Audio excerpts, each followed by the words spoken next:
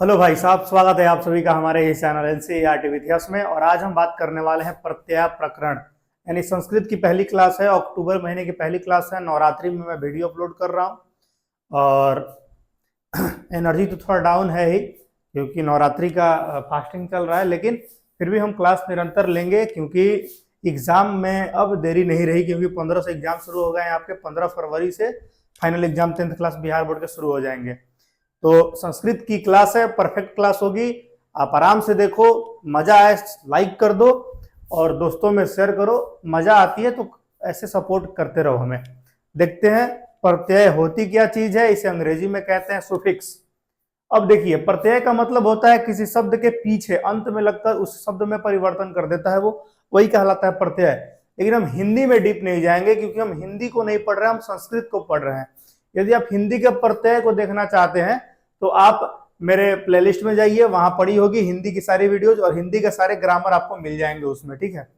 और किताब धीरे धीरे हम लोग अपलोड कर रहे हैं। संस्कृत की किताब भी बहुत जल्द अपलोड होनी शुरू हो जाएगी। पहले ग्रामर को खत्म करेंगे 10 से 12 से दिनों में, और मतलब दशहरा के अंत तक खत्म ही हो जाएगी पूरी संस्कृत की ग्रामर। उसके बाद हम लोग किताब को लेकर चलेंगे। चलिए शुरू करते हैं। प्रत्यय डे 1।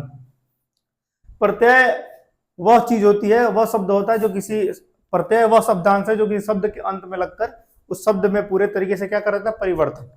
इनमें परिभाषा से कोई मतलब है नहीं, हमें मतलब है कि उसके भेद। और संस्कृत में कुछ ऐसे प्रत्यय के रूप होते हैं, जुड़ता क्या है वो चीज समझनी होती है, क्योंकि वही इंपॉर्टेंट ज्यादा है।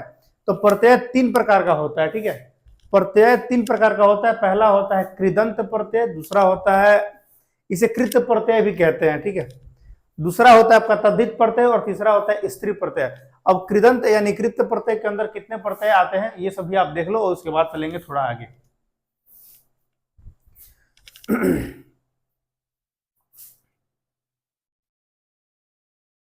कत्वा प्रत्यय पहला आता है आपका, और इसमें हम लोग क्या करते हैं,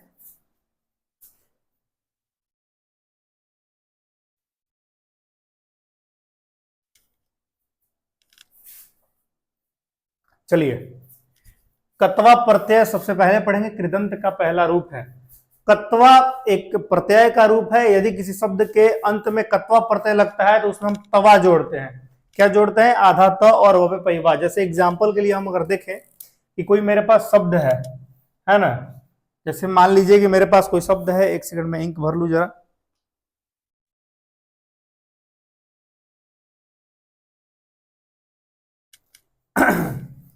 मेरे पास कोई शब्द है, मान लीजिए क्री, और मैंने उसमें जोड़ा है प्रत्यय क्या, कत्वा। तो अभी अभी आपने समझा कि कत्वा में क्या जुड़ जाता है, तवा जुड़ जाता है। इस कत्वा के जगह क को साइलेंट कर देंगे, क को हटा देंगे, तवा जोड़ेंगे, तो बताइए क्या बनाएगा? वो बनाएगा कृत्वा। यानी साफ जाहिर है जिसके अंत में तवा जुड़ा रहता है तो हम समझ जाते हैं वो कत्वा प्रत्यय का ही उदाहरण है। एग्जाम्पल में आता है अगर यदि कि बताइए तवा, कत्वा प्रत्यय का एक उदाहरण क्या है, तो समझ जाएंगे अंत में तवा जुड़ा रहेगा। कत्वा तो नाम है, लेकिन क का साइलेंट हो जाता है, क का लोप हो जाता है और तवा प्रत्यय जुड़ जाता है। आपको कत्वा प्रत्यय बिल्कुल समझ में आ गया होगा। एक और चीज इसका नियम होता है कि यदि किसी वर्ण का, किसी वर्ग का दूसरा अक्षर यदि है ये, तो क्या होता है कि उसमें ई जुड़ जाता है। यदि वर्ग में दूसरा और तीसरा वर्ण आता है, यदि मान के चलिए कि दूसरा तीसरा वर्ण कहने का मतलब है कि ख आ गया, ग आ गया, घ, दूसरा तीसरा चौथा, ये अगर वर्ण आ जाते हैं तो इसमें पहले ई जोड़ते हैं, उसके बाद आगे तवा लगाएंगे। आ रही बात समझ में? जैसे मध प्लस कत्वा प्रत्यय यदि हमने जोड़ा, तो हम जानते हैं कत्वा की जगह जुड़ता क्या है, तवा। लेकिन ये कौन सा पद है, देखिए तो कौन सा वर्ण है, त थ द ध, चौथा है। तो क्या होगा, यहाँ पे ई की मात्रा जुड़ेगी, यानी क्या बनेगा ये, मधित्वा। आ रही है बात समझ में भाई साहब आपको? तवा तो जुड़ेगा ही जुड़ेगा, लेकिन मध है, चौथा वर्ण है किसी वर्ग का, चौथा वर्ण है किसका, तौथा दोधा का। तो हम करेंगे यहाँ क्या, ई की मात्रा पहले जुड़ेंगे तब तवा लगाएंगे। उम्मीद है आपको कत्वा प्रत्यय बिल्कुल समझ में आ गया। अब आते हैं लयप प्रत्यय की ओर। लयप का कुछ नहीं है, लयप में बस यही चीज है कि वो अंत में क्या करता है कि य जोड़ देता है ना। लयप क्या करता है, अंत में य जोड़ देता है। अरे वह समझ में? जैसे एक और चीज समझ लीजिए, अगर हर्षिकार रहेगा कोई चीज, छोटी वाली ई की मात्रा रहेगी तो उसे हम दीर्घ करेंगे। पहले देखिए एक समझ लेते हैं हम। यदि मान लीजिए कि नी में यदि हम लय प्रत्यय को जोड़ते हैं, तो आपको पता है कि यहाँ य जोड़ेगा, लेकिन य तो जुड़ेगा, उससे पहले ई की मात्रा भी जुड़ेगी। तो एक वो ई पहले से मौजूद है और एक ई और जोड़ दिया मैंने, तो दीर्घई का रूप ले लेगी, यानी क्या बनाएगा यहाँ पे नी दीर्घई वाली। और लयप कहता है कि हम क्या जोड़ना चाहेंगे, य, तो अंत में जोड़ देंगे य, निय, नी। ठीक है, तो लय प्रत्यय में क्या होता है कि किसी चीज को दीर्घ कर देते हैं और दीर्घ करने के बाद य की मात्रा अंत में लगा देते हैं, क्योंकि प्रत्यय तो कहता है ना मेरे भाई कि प्रत्यय जो है वो अंत में लगता है किसी शब्द या शब्दांश के। अरे बात समझ में। यदि पूछ दिया कि बताइए नियम में कौन सा प्रत्यय है, तो हम देखेंगे यहाँ पे य की मात्रा है और टिक कर देंगे कि वो लय प्रत्यय का ही उदाहरण है। क्लियर। आगे चलता है नंबर 3 में कत प्रत्यय। कत प्रत्यय के अंदर क्या होता है कि अंत में त जुड़ता है, अंत में त जुड़ता है। लेकिन एक और चीज इसमें भी है क्या कि अगर म आता है, अगर इसके अंत में यहां अगर म आएगा तो वो त हट जाएगा। जैसे अगर हमने यहाँ लिया गम, अब प्लस प्रत्यय लिख दिए कत, तो यह म का साइलेंट हो जाएगा और बनाएगा गत, गत। क्योंकि अभी हमने सीखा है कि कत प्रत्यय में क्या होता है, तो क हट जाता है, तो जुड़ जाता है। अरे बात समझ में। और म का लोप हो जाता है, ये म का लोप हो जाता है और वो बनाएगा गत। तो कत प्रत्यय भी आपको समझ में आ गया होगा क्या चीज है। कत प्रत्यय के अंतर्गत क्या होता है कि यहां पर देखिए क हट जाएगा तो जुड़ जाएगा। ठीक है, तबीयत मेरी उतनी बढ़िया नहीं है, लेकिन फिर भी मैं मेहनत कर रहा हूं, क्योंकि आपको मैं बेहतरीन अप्रोच के साथ बेहतर तरीका सिखा सकूं। प्रत्यय उतनी आसान नहीं है संस्कृत जितनी आप समझ रहे हैं, फिर भी मुझसे आसान वे में लेकर चल रहे हैं एक एक एग्जाम्पल के साथ, ताकि 10 या 15 मिनट की वीडियो हो और 10 से 15 मिनट में ही आप पूरी तरीके से बारीकी तरीके से सब कुछ हैंड ओवर कर लो अपने अंडर। ठीक है, एग्जाम में बस यहीं से क्वेश्चन बनते हैं कि बताइए कि किसी धातु में हम तुमुन प्रत्यय जोड़ेंगे तो क्या जुड़ेगा, तो तुम जुड़ेगा। ये चीज होती है और कुछ नहीं होती है। आते हैं कत्वतु की ओर। सभी चीजों को आज ही देखेंगे, घबराइए मत, बस 10 मिनट की वीडियो होगी और सब चीज क्लियर। कत्वतु प्रत्यय की बात करते हैं। कत्वतु प्रत्यय में क्या होता है कि अंत में तवत जुड़ जाता है। प्रत्यय में जब कत्वतु प्रत्यय जोड़ते हैं किसी धातु में जब हम कत्वतु जोड़ते हैं तो वो तवत जुड़ जाता है। तो एग्जाम्पल देखेंगे इसका भी और चलेंगे आगे। जैसे मान लीजिए कि इसमें हमने अस्ना में कत्वतु प्रत्यय को जोड़ा, तो हम वही बताएं आपको, कत्वतु का मतलब जुड़ जाएगा क्या, तवत। तो क्या बनाएगा मेरे भाई, अस्नातवत, अस्नातवत बनाएगा। ये अंत में क्या जुड़ा, खाली सिर्फ तवत जुड़ा है। तो आप ये याद रखो क्या जुड़ रहा है, बस आप ये याद रखो कि क्या जुड़ रहा है, बाकी सब आसान है, इसमें कोई दिक्कत नहीं है। बस आपको याद रखना है कि क्या आप जोड़ रहे हो और कुछ नहीं। ठीक है, इसमें क्या जोड़ रहे हो, तवा, इसमें क्या जोड़ रहे हो, दीर्घई और य की मात्रा, इसमें क्या जोड़ रहे हो, त, इसमें जोड़े हो तवत। आगे चलते हैं तुमुन प्रत्यय। तुमुन प्रत्यय में क्या होता है, धातु में तुम जुड़ जाता है और कुछ नहीं, तुम जुड़ जाता है धातु में। तो तुमुन प्रत्यय की ओर बात करते हैं और देखते हैं क्या होता है।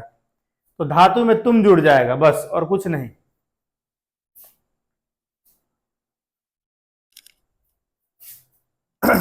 देखिए ये मैं मिटा देता हूं, आप स्क्रीनशॉट ले लो। ठीक है, मान लीजिए अगर पठ एक धातु है और उसमें मैंने जोड़ा क्या, तुमुन प्रत्यय जोड़ दिया, तो क्या बनाएगा ये, पठी तुम। आपका प्रश्न यहां है कि अभी हमने कहा कि ये तुम जोड़ेगा, ये बात अब याद रखोगे। आपका एक प्रश्न उठ जाएगा, यहाँ पठ है तो आपने हर्षिकार की मात्रा क्यों लगाई है, यहाँ पर पठी क्यों कर दिया। तो सभी में यह नियम लागू होगा कि किसी वर्ग का दूसरा तीसरा चौथा वर्ग आता है तो उसमें हर्षई की मात्रा पहले जोड़ेंगे, उसके बाद कोई प्रत्यय जोड़ेंगे। ठीक है, ये सभी में नियम लागू होगा लगभग। तो पठितुम है ना, लेकिन अगर यहाँ गम होता तो गम तुम होता। अरे बात समझ में। आगे सानच प्रत्यय, इस सबका बहुत अच्छा एग्जाम्पल है, बहुत बार एग्जाम में सानच और सत्री से क्वेश्चन देखने को मिले हैं, तो यह दोनों को आराम से वीवीआई करके ही चलेंगे। पठितुम मिटा देता हूं मैं। सानच प्रत्यय में क्या होता है, तवत जुड़ जाता है, तवत। अरे बात समझ में, तवत कत्वतु में भी जोड़ता है, कवत उसमें भी जोड़ता है, लेकिन म का लोप हो जाता है सानच में। ये चीज आप याद रखोगे। सानच, तवत कतवतु, सॉरी सानच में तो ये नहीं जुड़ता है, ये गड़बड़ है थोड़ा, है ना। कतवतु में जुड़ता है ये तवत, सानच में जुड़ता है वान, पठवान, गतवान, वान जुड़ता है। ध्यान देंगे, थोड़ा मिस्टेक हुआ है वहां पे लिखने में, है ना। आप याद रखोगे सानच प्रत्यय में हमेशा वान जुड़ता है, और वान जुड़ता है जब, देखेंगे क्या होगा। मान लीजिए कोई धातु है मेरे पास पच, पचवान,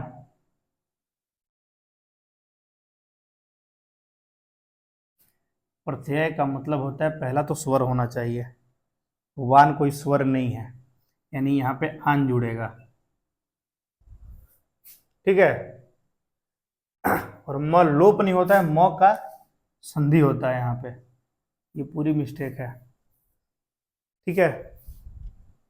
सानस प्रत्यय उस प्रत्यय को कहते हैं जिस शब्द में सानस प्रत्यय की जगह पे आन जुड़ जाता है और बीच में म भी लगाते हैं, यानी पचमान। हाँ चलिए देखिए, ठीक है, आते हैं आगे। ध्यान दीजिएगा, ध्यान से मेरी बातों को सुनिएगा और समझिएगा मैं क्या कह रहा हूं अभी आपको। सानच प्रत्यय में क्या होता है, थोड़ी सी मिस डिफॉल्ट हो चुकी थी, लिखने में गलती आ गई थी, एरर आ गई थी, उसको मैंने सुधार दिया अभी। सानच प्रत्यय में आन जुड़ता है, ना कि वान, ठीक है। और तवत जुड़ता है सिर्फ कर्तवतु में, याद रखेंगे इसे।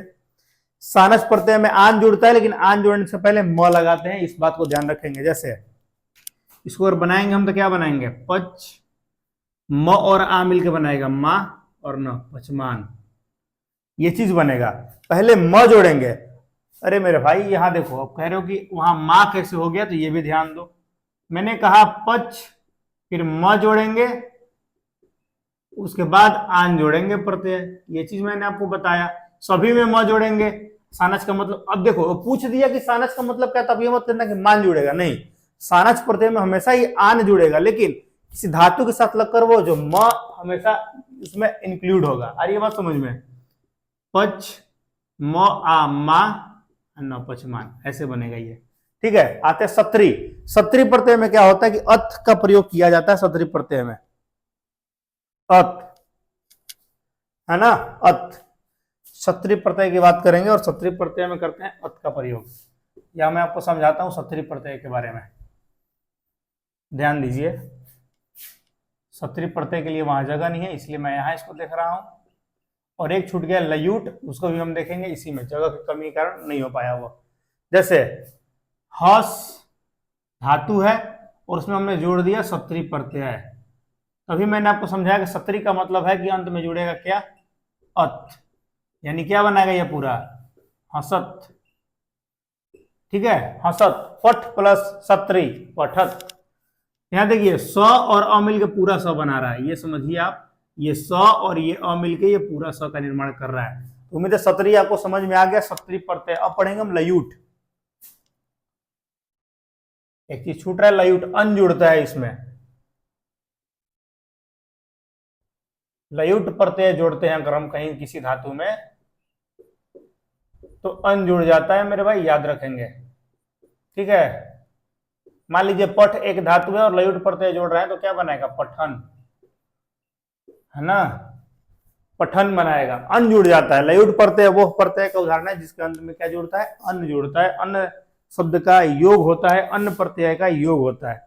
तो आपने यहां तक सभी चीज को देख लिया, अब आगे चलेंगे और देखेंगे आगे की प्रक्रिया, यानी कि हमने कृत्य प्रत्यय को पढ़ लिया है, इसे कृदंत भी कहते हैं, आप इसे कृत प्रत्यय भी कह सकते हो, इसका कोई गड़बड़ी वाली चीज नहीं है। कृत धातु से बने सारे शब्द कृदंत कहलाते हैं, इसलिए हम इसे कृदंत प्रत्यय भी कहते हैं या कृत प्रत्यय भी कहते हैं, इसमें कोई दो राय नहीं है। हमने अब तक के सारे कृत्य प्रत्यय को पढ़ लिया है। अब हम तद्धित प्रत्यय की ओर पूछ करेंगे, और तद्धित प्रत्यय का पहला नियम है ठक प्रत्यय, यानी इक का प्रयोग होता है। सभी प्रत्यय को मैं यहां लिखूंगा और उसके बाद करूंगा, आप एक बार स्क्रीनशॉट ले लो, मैं सारे को मिटा दूं ताकि आपको आसानी से समझ में आ सके।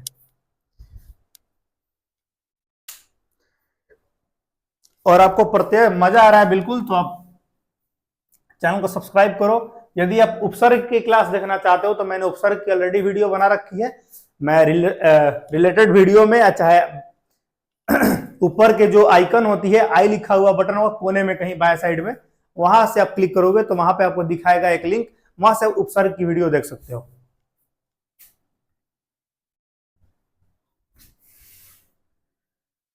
तद्धित प्रत्यय के अंदर हम लोग बात करेंगे और पहला है तद्धित के अंदर ठक। ठक में क्या जुड़ता है? तो इक जुड़ता है। अब ये हमेशा याद रखोगे, ये हम पढ़ रहे तद्धित का पहला नियम ठक प्रत्यय है।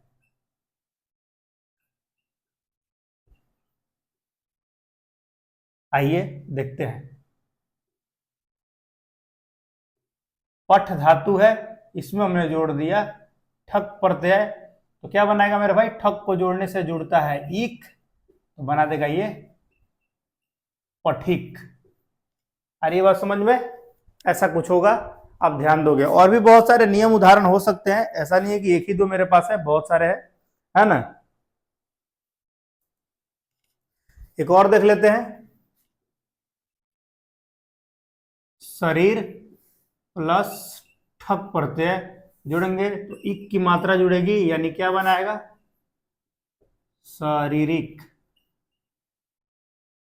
है ना, ये चीज बनाएगा। अब एक और चीज समझो, इसमें क्या डिफॉल्ट है, इसमें गलतियां हो रही हैं, जिस गलतियों को हम सुधारेंगे। अब कैसे सुधारेंगे तो आप ध्यान दो। ठक प्रत्यय कहता है कि जब भी हम जुड़ेंगे, तद्धित प्रत्यय का पहला नियम है ठक प्रत्यय, और ठक प्रत्यय हमेशा कहता है कि जब भी हम जुड़ेंगे तो पहले वाले अक्षर को दीर्घ कर देंगे। अगर वो सिंगल है तो उसे डबल करेंगे। कहने का मतलब क्या है कि स है तो यहाँ पे क्या करेंगे? सा की मात्रा करेंगे। यहाँ पे पठ है तो यहाँ पे क्या करेंगे? पाठिक। एक मात्रा हमेशा बढ़ता रहेगा, किस प्रत्यय में? ठक प्रत्यय के अंदर। इक तो जोड़ेंगे जोड़ेंगे मेरे भाई, लेकिन पहले अक्षर को क्या करेंगे? दीर्घ कर देंगे। यदि ई है तो इसे दीर्घई में बदल देंगे, और सौ है तो उसे दुर्घव में बदल देंगे। आप इसे याद रखोगे। ठक प्रत्यय के अंदर यही चीजें कॉमन है, बाकी कुछ नहीं। एक और देख लेते हैं, नगर जोड़ रहा है ठक प्रत्यय, बनाएगा क्या मेरे भाई? नागरिक। क्यों बनाएगा नागरिक? क्योंकि पहले अक्षर को हमने क्या किया है? दीर्घ किया है। न को ना में बदला है, क को का में बदला है, बस यही था आपका ठक प्रत्यय। अगला पे चलते हैं, जिसका नाम है मतूप।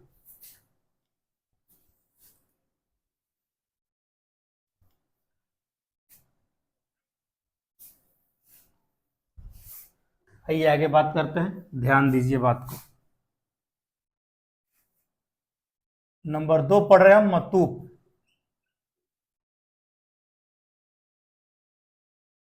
मतूप प्रत्यय के अंदर क्या होता है कि मत शब्द जुड़ जाता है, मत। ठीक है, मतूप प्रत्यय में क्या होता है कि अंत में किसी धातु के मत जुड़ जाएगा। जैसे एग्जांपल देखिए, मैं एक नंबर और डाल देता हूं वतूप के लिए, ताकि इसे पढ़ाने में भी आसानी हो मुझे। और कोई हो तो मैं डाल दूं क्या? अभी नहीं, ठीक है। चलिए मतूप का एग्जाम्पल देखिए ध्यान से। क्या है मतूप का एग्जाम्पल?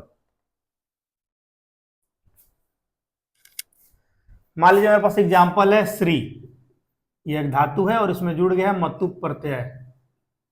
हम जानते हैं कि मतूप के जगह क्या चीज लिखना है? मत, इस शब्द को जोड़ना है, यानी क्या बनाएगा मेरे भाई? ये श्रीमत।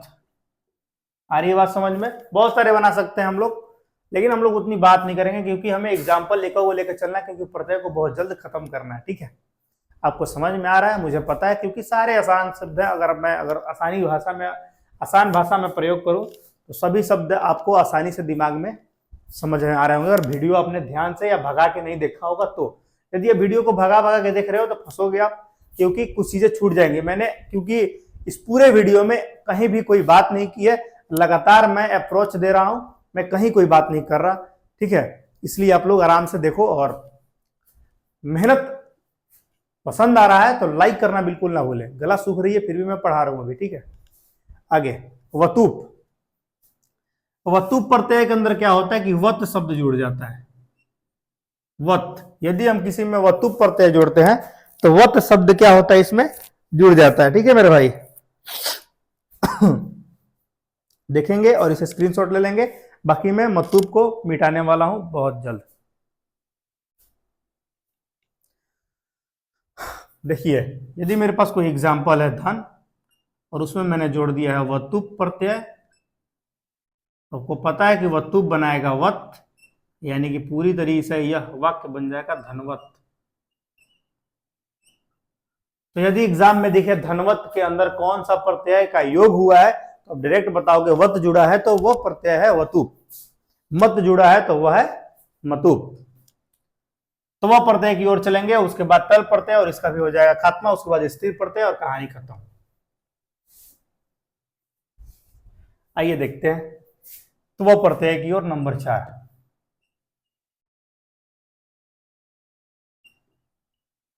फिर नंबर 5 देखेंगे, तल प्रत्यय है क्या, तल प्रत्यय। आइए, त्व प्रत्यय के अंदर क्या होता है कि त्व शब्द जुड़ जाता है प्रत्यय, त्व धातु में क्या होता है त्व, है ना। हस में अगर त्व जोड़ते हैं तो क्या बनाएगा, हस्तव। अब देखिए यहाँ पे जब भी र वाला स आएगा यानी कि उसमें व्यंजन आएगा, अगर यहाँ पे उसमें व्यंजन आपने जब वर्ण पढ़ा होगा तो आपने उसमें व्यंजन पढ़ा होगा, तो उसमें क्या होता है हर्षिकार की मात्रा जुड़ती है, रो बनाता है हसित्वत। ये बात आप याद रखोगे।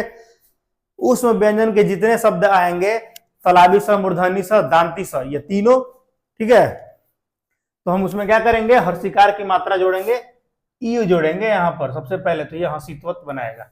एक और एग्जांपल देख लो, ये नहीं आता है तो क्या करेंगे, वो चीज भी आप देख लो, कोई दिक्कत वाली बात इसमें नहीं है। आगे चलते हैं थोड़ा, आप देखो एक और एग्जांपल, मैं 3-4 एग्जांपल देता हूं आपको।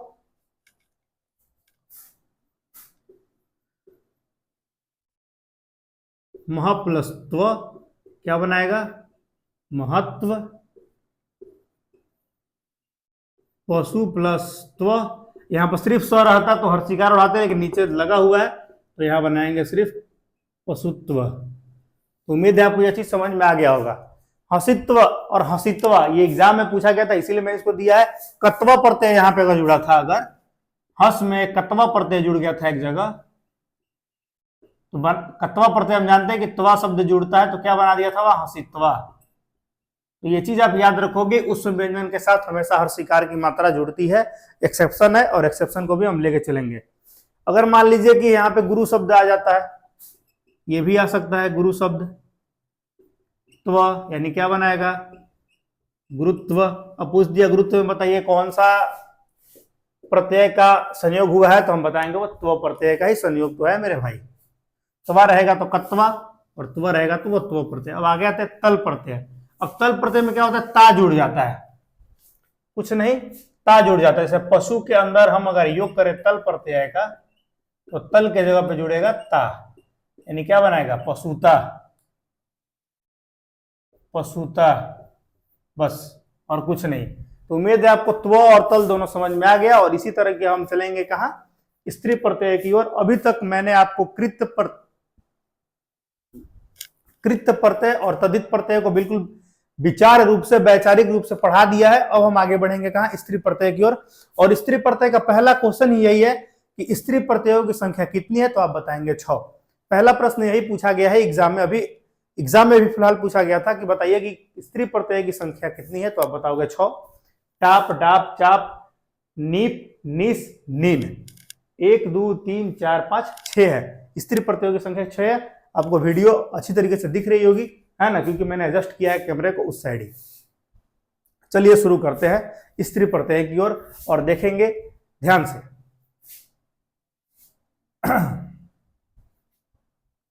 इसी बोर्ड में मैं समझाऊंगा ताकि आसानी हो, कोई दिक्कत ना हो। हेडिंग में कर देता हूं स्त्री प्रत्यय।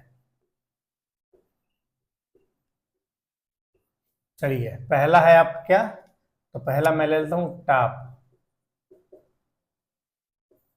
और दूसरा क्या लेना है मेरे भाई, 4 नंबर का लेना है क्या, जो इंपॉर्टेंट है वही पढ़ना है, नीप।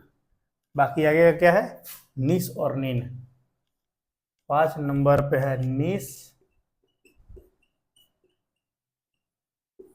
और 6 नंबर पे है नीन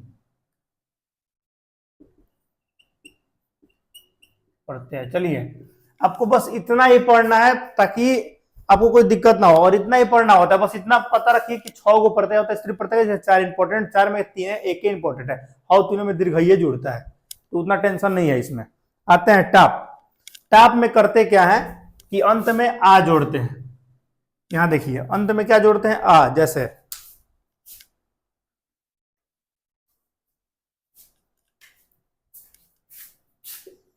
सूत एक धातु है, इसमें हमने टाप प्रत्यय को जोड़ा है, तो टाप का मतलब ये कि आ होगा, तो यहां जुड़ेगा क्या, सूता। आई बात समझ में? सूता का मतलब होता है बेटा। अब देखिए एक बात मैं बताता हूं, स्त्री प्रत्यय का प्रयोग करना क्यों अनिवार्य है, ये चीज भी आप समझिए। स्त्री प्रत्यय क्यों हम आखिर लगाते हैं? तो किसी भी शब्द को या किसी भी धातु को स्त्रीलिंग बनाने के लिए हम स्त्री प्रत्यय का प्रयोग करते हैं। उम्मीद है आपको यह बात आसानी से समझ में आ गया होगा मैं जो बता रहा हूं। स्त्री प्रत्यय का मतलब यह है कि किसी भी धातु को या किसी भी शब्द को स्त्रीलिंग बनाने के लिए हम स्त्री प्रत्यय का प्रयोग करते हैं। उम्मीद है ठीक है। आगे बहुत सारे एग्जाम्पल है, जैसे एक और देख लीजिए, छात्र प्लस टाप प्रत्यय। टाप का मतलब ही तो मेरे भाई है आ, यानी क्या बनाएगा यहाँ पे, छात्रा। उम्मीद है आपको टाप समझ में आ गया हो। अब आगे निप पे। टाप प्रत्यय वो है जिसके अंत में आ की मात्रा जुड़ती है। अगर सूता लिखा हुआ है, कहेगा कौन सा प्रत्यय का उदाहरण है, तो समझ जाएंगे कि अंत में आ जुड़ रहा है, आ जुड़ रहा है, इसीलिए टाप प्रत्यय का उदाहरण है। और ये भी देखना है कि लड़का है कि लड़की, लड़की है तो स्त्री प्रत्यय के अंदर ही घुसेंगे, और स्त्री प्रत्यय के अंदर सिर्फ एक ही गो में आ जुड़ता है, बाकी सब में दीर्घई की मात्रा जुड़ती है, तो हम कहेंगे कि वह टाप प्रत्यय का ही उदाहरण है मेरे भाई। उम्मीद है आगे चलेंगे। निप पे जाते हैं और निप के बारे में कुछ नियम जान लेते हैं, उसके बाद आगे चलेंगे। निप प्रत्यय कहता है कि जिसके अंत में यदि री की मात्रा आती है या न की मात्रा आती है तो भी हम नियम लगा सकते हैं निप का, और उन सब में जोड़ते हैं दीर्घई की मात्रा। बात समझ में आई आपको? जिस शब्द के, जिस धातु के अंत में री की मात्रा होगी या न की मात्रा होगी तभी हम लगाएंगे यह नियम, और ई की दीर्घई की मात्रा जोड़ेंगे। ई तो जोड़ेंगे जोड़ेंगे, वो दीर्घई कहलाती है। आ रही बात समझ में? आगे चलेंगे।